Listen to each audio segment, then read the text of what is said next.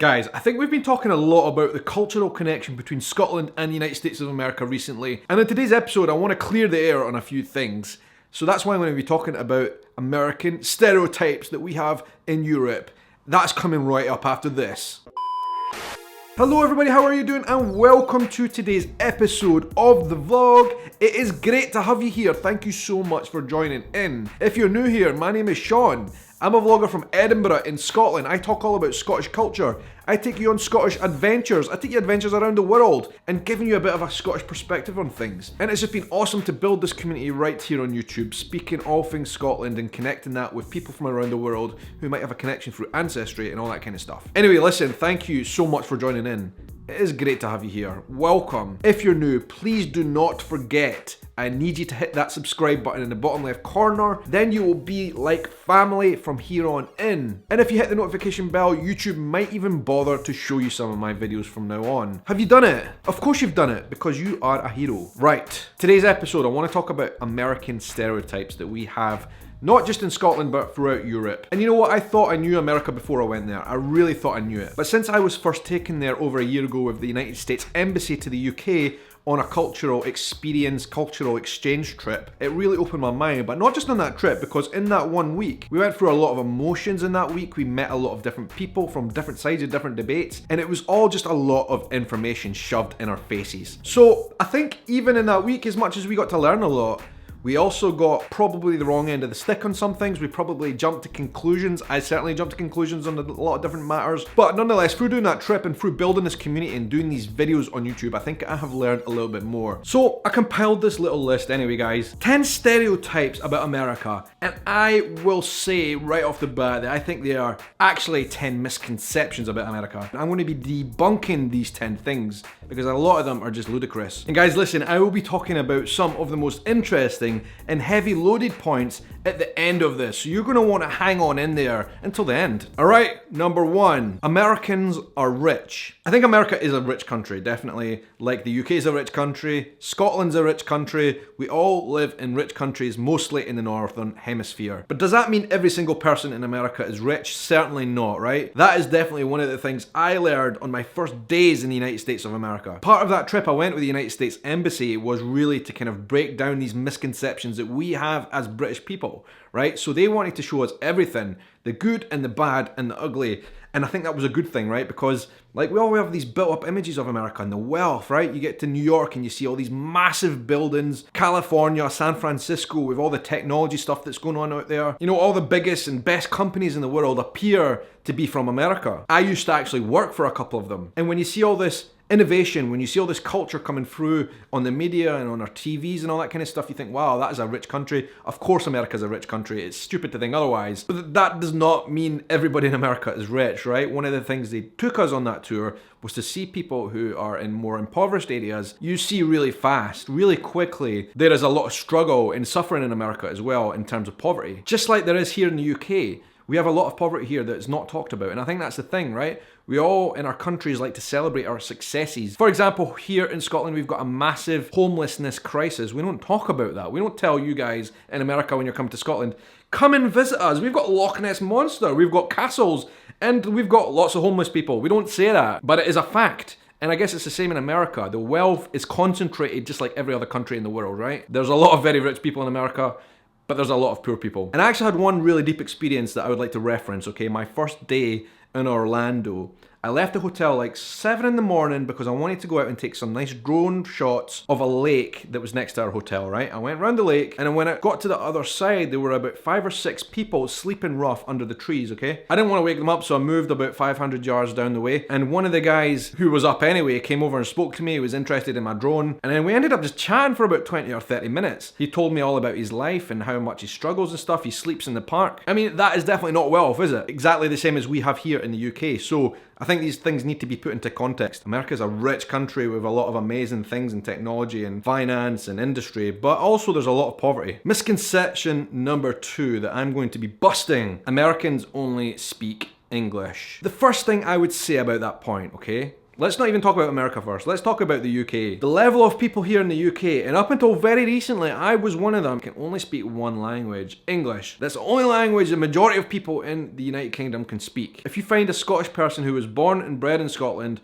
or an English person who was born and bred in England, they have no language skills whatsoever. And then they go traveling around Europe, they go to France, they go to Spain especially, and they expect the locals to be able to speak English. So before we start lobbing bricks, let's make sure our house isn't made of glass. Basically, that's what I'm trying to say. I can't speak for America on this front, but I can say that in the UK we are really, really bad at languages. The only reason I learned another language is because my wife is Brazilian, so I learned Portuguese, and it took me 10 years. I am not naturally gifted with languages, but most people here are not. I met a lot of people, especially in New York and especially in Florida, that spoke loads of different languages, certainly Spanish. And I think that's one of the awesome things about America's immigrant culture, right? Is the fact that lots of people have these backgrounds from all around the world who can speak different languages. So that is definitely a myth in my opinion. Here's a misconception for you, that Americans are fat. I don't know the specific statistics about obesity in America. I know they are pretty high, but I don't know exact numbers, right? That's one thing, fair enough. But listen, in Scotland, we are the most unhealthy nation in all of Europe. We are the sick man of Europe. That's what they call us, okay? We, I think, have the single lowest life expectancy in Europe and Scotland. If it's not the most, it's definitely in the bottom 3, right? A lot of factors involved in that, smoking, drinking, but mostly it's because of our diet. We eat really, really badly here in Scotland. A lot of people don't know that, right? We are the sick man of Europe for a good reason. We are very unhealthy here in Scotland. So how can we have this misconception of America, that Americans are all unhealthy and eat loads of junk food? And of course I know that is true as well, guys, like. And here's another thing I noticed about America, right? Of course you might have a lot of people in America overweight. Big deal. You actually also have a lot of people who are at the opposite end of the spectrum. I've never ever in my life seen so many really buff people than I saw in America. One way or another, like, who cares what people look like and how they are, right? It's not something for anybody to judge. Certainly not us in Scotland, okay? We are nobody to judge on this. Number 4, okay? Americans do not travel. I think this misconception is based on the fact that something like only 30% of Americans have passports. Is that right? Something like that? Whereas in the UK we've got a very high number of people with passports. But nonetheless, let me just introduce you to something very quickly, guys, okay? That is the Scottish tourism boom that we have been experiencing here in our country over the last 2 or 3 years. We have been exploding in tourists here in Scotland for a number of reasons. Outlander is definitely partly responsible for that. The amazing show and book written by American author Diana Gabaldon, all about the Scottish clan systems, filmed right here in Scotland. Numbers have exploded by multiples of hundreds here in Scotland at all of our tourism sites. And who's responsible? Who do we think is responsible for that explosion in numbers of people coming to Scotland? It's mostly Americans. Outlander is an American phenomenon. Outlander has fans from all around the world. Let me just say that. Everywhere in the world there are Outlander fans, but the most part, the biggest fan base is in America. Listen, last year, around about 500,000 Americans came to Scotland. That is a lot of people. Okay, so yeah, maybe when you're talking about all of the United States as a whole, it's got like how many hundreds of millions of people? The percentage of that of people who actually travel abroad might be small, but listen, there are numbers of factors to think about here. For a start, America is huge. A lot of the states on their own are bigger than the UK. The United States of America is like the size of continental Europe, and that is one of the big criticisms I have of people here in Scotland and the UK.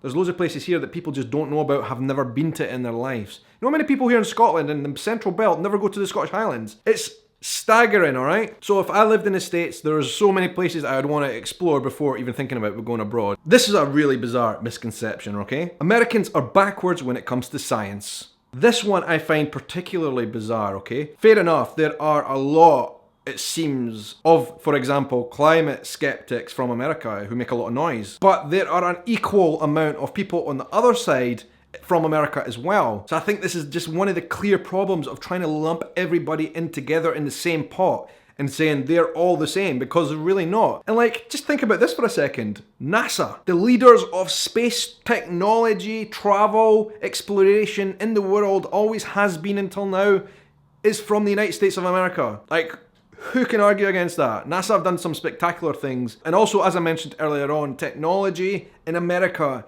is like way ahead of everybody else in a lot of different sectors and departments. Medicine and healthcare, all that technology comes from the States. So yes, there might be a lot of people who are not really into science and really kind of understand the things that are going on in the world, but there are just as many people who really, really do, much more than we do. So there you go. That is definitely something that should be busted. Another misconception: America is a country where religious fanatics rule. This is something that's really, really deep and multi-layered, multifaceted. But I think the thing is, with this point, it's more prevalent, much more prevalent in certain states than the others. Bible Belt, for example, very heavily Christian, but that doesn't mean that the whole country is. I met so many people, especially in the north, who were atheists. It's a very big mix, and there's also people from all sorts of religions in America. I was even invited to see some of the multi-faith stuff that goes on from people from all different types of religious communities. I was very interested in New York, for example, to see areas that were very heavily influenced, for example, by Roman Catholicism, especially from the Italian communities. And then there was like the areas that were dominated more by Orthodox Jews, and also areas with a lot of Muslims. There's a very big mix of religious diversity in America, and I think that's cool. And the way that we look at it in Scotland definitely is different, right? And let me explain why. Scotland is an old country, right? We have been doing religion, we have been doing Christianity here in Scotland for literally thousands of years, way before the United States of America was even founded or even thought about. And I think the natural progression, when you take a time period like 1,000 years, for example, very, very few people now are Christian compared to 20 years ago or compared to 100 years ago. Especially the younger generations. It is not a Christian country anymore. A lot of our churches, for example, are mere relics. You know, we have churches struggling to find people to fill spaces as reverend, ministers, and priests. It's just a thing that happens over large periods of time, right? Number 7, Americans are workaholics. Obsessed with work. You know what? That's true. I have never been anywhere in the world where people are so committed to work and that work ethic. And I think this is actually something to be proud of, something to be celebrated. Why is that a bad thing? Why is this a stereotype that anybody should kind of pour scorn on? What is the American dream? Is the American dream something that's real or not? Whether it is or not, today it's not something for me to decide, but what I can say is it has been for a lot of people, and it does seem like the place, and I definitely get this impression in America. If you go there and you work hard and you really follow a path, you can be basically anybody you want to be. And listen, I've got first-hand experience of this. I worked for 2 massive American companies when I worked in London for 5 years. Both of them were banks based on Wall Street. And when the bosses from America used to come over, I think frankly they were quite shocked at how many days holiday we get here in the UK, and like how quickly we leave the office at 5 p.m. because apparently in their offices they stay until 10 p.m. They don't get hardly any holidays compared to what we get. I don't know. I'd like to know what you guys think about this point. Definitely down in the comments below. Americans work hard, probably don't get as many holidays as we do, but is it a good or a bad thing? I don't know. I don't think it's bad necessarily. Next one, okay? Americans are loud. Americans are loud. And what the heck is the problem with that? Now, in a Northern European context, let me tell you, Scottish people are actually considered pretty loud. And we are loud. We like to talk a lot. I think I'm an example of that. But I consider nations that are quiet to be a little bit less fun, less outgoing. What I experience in America are people are very outgoing, and that comes across as loud, but really it's not. I remember being on a cruise in the Mediterranean about 5 or 6 years ago, right? Bumped into a lot of Americans, and I had a blooming great time with them. We were up partying all night, and I could be as loud as I wanted, and I enjoyed myself. And listen, only a couple of weeks ago, a friend came to me and said they went on a holiday, and like, it was a little bit overshadowed because there was a lot of really loud Americans there. And I couldn't help thinking to myself, like, blooming hell, enjoy yourself. That's what life is, right? Make friends, go crazy, have a party. Number 9, and like, as I say, we're getting to the meat of this, but this is one I can debunk right away.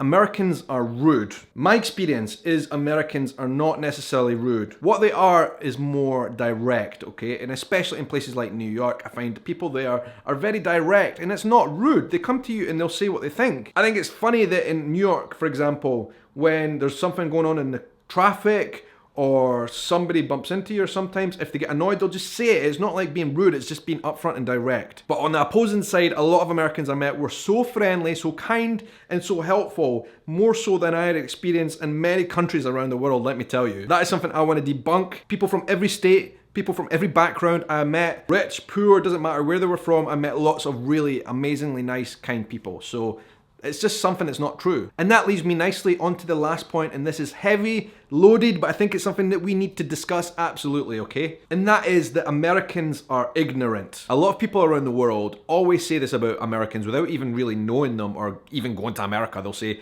Americans are ignorant of the rest of the world. And you know what? From my perspective, to say that Americans are ignorant is an ignorant comment. Because at the end of the day, there are ignorant people anywhere you go in the world, right? Including here in Scotland. We've got a lot of ignorant people here who really don't know about other cultures and other places, and they don't know about America. That is for sure. Listen, I was probably very ignorant on my first trip to America as well. I'm an open-minded person. I like to go places and really just experience it and just go with the flow, right? I guess one thing on my first trip when I went, a lot of the talk of that trip was on heavy subjects that we don't really understand here in the UK, okay? Things like gun culture. Because that's something that we just don't understand here. We don't get it because we don't have it. It's not part of our society. It's not something that we even think about. I'd never ever seen a gun in my life until I went to America. So when I went there for the first time and I saw guns, a lot of guns, it was like, oh my God, like a bit of a shock to the system. Does that mean that I'm wrong to think like that? No, it doesn't. But at the same time, as a Scottish person, as a European going to America